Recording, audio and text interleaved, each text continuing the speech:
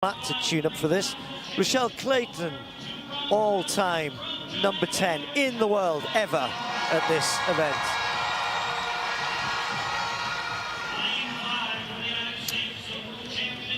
Well, Clayton got a great cheer. McLaughlin-Levrone, I'm sure the Jamaican crowd will give her an equally good welcome. Superstar of our sport.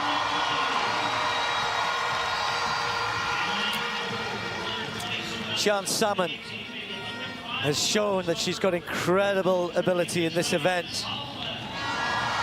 52.97, under 53 seconds, which is real high up world class. That was last year in Zurich. Kathleen Peters, the Dutch athlete who's again just come from the World Indoors, where she helped the Dutch to gold medal in the 4x4 relay. She ran the third leg, handing over to Femke Bol, often the challenger to Sydney McLaughlin-Levrone, and indeed a little while ago Dalila Muhammad. So Muhammad on the inside in lane 2. We only have 7 athletes in this particular race. Wouldn't it be great to see Muhammad kind of rediscover some form of old in what she's already said is her final year?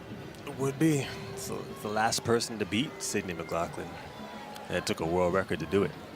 The last 2 times she beat her world records. So, you know what it takes to beat her. See what happens today. So McLaughlin-Levrone in lane 5. Clayton and Knight, the 2 Jamaicans, in 6 and 7. Salmon also in 4. Sydney McLaughlin starts pretty quickly as expected, but Rochelle Clayton's holding her through the first hurdle, just maybe a meter or so, not even that. The 2 of them going down the back straight, almost stride for stride, although McLaughlin-Levrone just forging ahead down the back straight into 200 meters. Clayton going well, others just starting to falter a little bit. Salmon a long, long way back. Dalila Muhammad trying to work hard in lane 2 to get on terms. Clayton doing a level best to hang on to the American here, but McLaughlin-Levrone doing what she does best. Clayton just faltered off that one. Dalila Muhammad moving through in lane 2 as well. But they're a long, long, long way behind. McLaughlin-Levrone over the last hurdle. Storms on now. Just watch the clock here. See what she's going to give us here in Kingston. 52.76. Muhammad with an excellent run in lane 2 to take 2nd spot.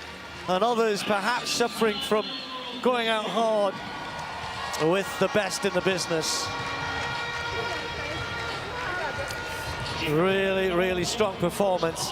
Okay, this is the result we expected. I thought Muhammad ran really well to come through in 2nd place. Not easy necessarily in lane 2. So the Americans getting a 1-2. Almost days of old there. Yeah.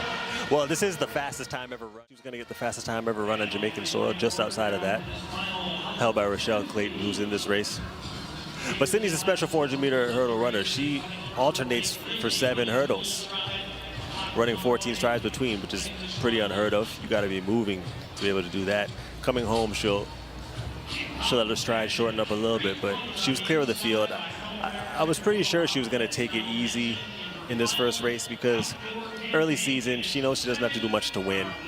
And then she can try and put something down in that 400 tomorrow to secure the bag. But ultimately, at some point, I want to see her cross over with some of the faster women in the 4, you know?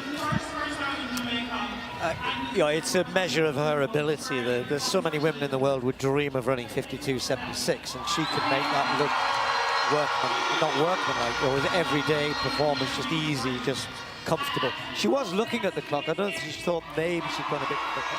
52.76.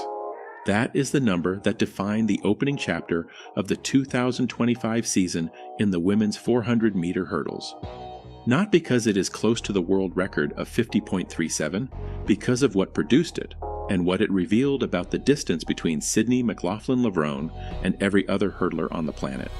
This was Grand Slam Track, Kingston, Jamaica, the inaugural meeting of a new professional circuit built to put the best athletes head-to-head in compressed, high-stakes competition. McLaughlin-Levrone stepped to the line in lane 5. On paper, the field was legitimate. Rochelle Clayton, one of the finest 400-meter hurdlers in Jamaican history, represented a genuine early race threat. Delilah Muhammad, former world record holder and Olympic champion, brought experience and tactical composure. Kathleen Peters, Andronette Knight, Cassandra Tate, and Sheann Salmon completed a field that, in any other era, would have been the story of the meet. The central question heading into the race was not whether McLaughlin-Levrone would win, it was how much she would need to show.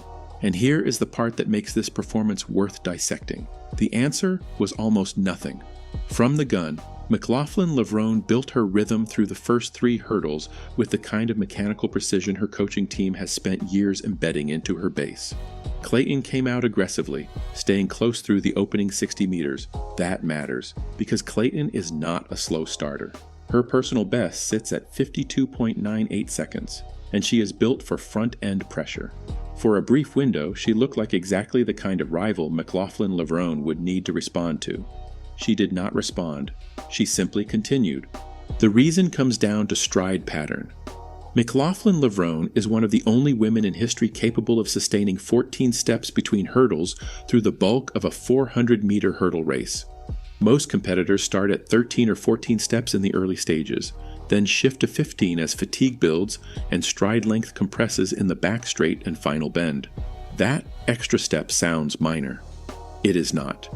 Each transition adds roughly 0.15 to 0.2 seconds to a competitor's hurdle clearance time, and when it happens 3 or 4 times in a single race, the cumulative cost is enormous.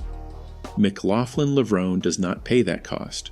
Her stride frequency sits near 4.8 steps per second at peak velocity, and her stride length through the middle portion of the race holds at approximately 2.1 meters between contacts.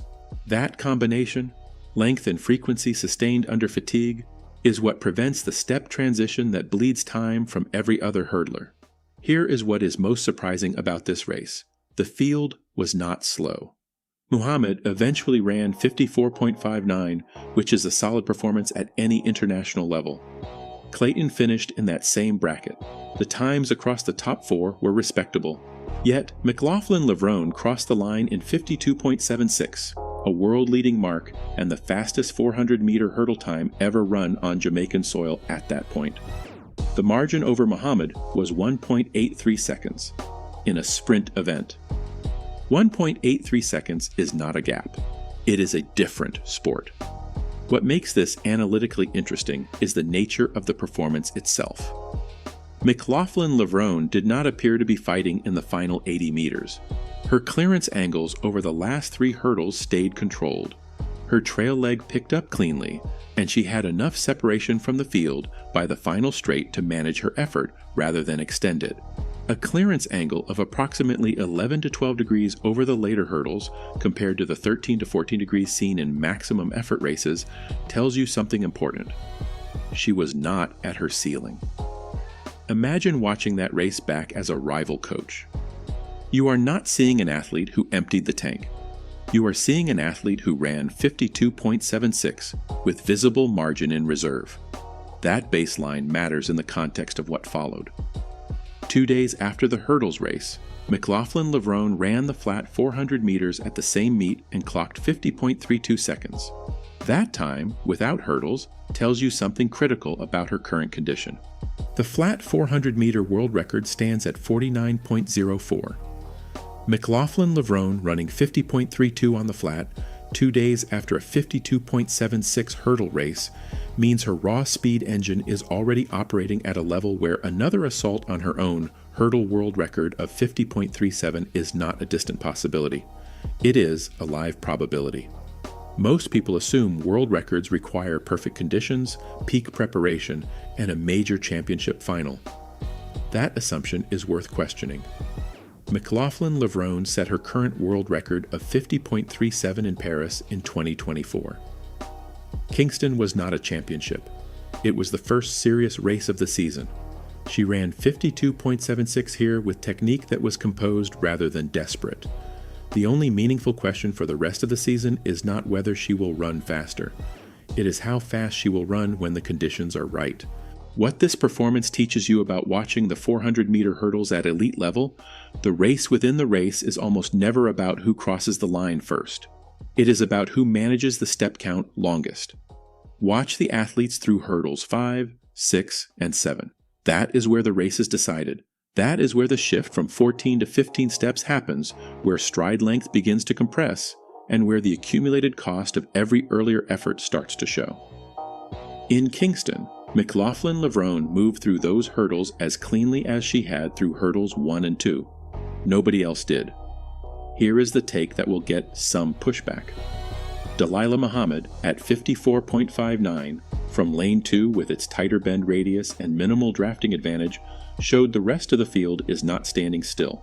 Muhammad's composure in the final straight, despite a difficult draw, suggests the competitive depth behind McLaughlin-Levrone is real. The gap is not 1.83 seconds of talent. Part of it is 1.83 seconds of stride pattern. And stride patterns, unlike raw genetics, can be trained. Will any hurdler close that gap before the championship season ends? Comment your prediction below. The Kingston race set a baseline, 52.76, controlled, composed, with room visible to anyone who watched closely. The world record is 50.37. The distance between those numbers is 2.39 seconds. Based on what happened in Jamaica, the most interesting question of the season is not whether Sydney McLaughlin-Levrone is the best 400-meter hurdler alive. That is settled. The question is how fast she decides to run. If you want the full breakdown of McLaughlin-Levrone's Paris Olympic final, including the stride-by-stride split analysis, that video is up next. Subscribe so you don't miss the championship season coverage when it matters most.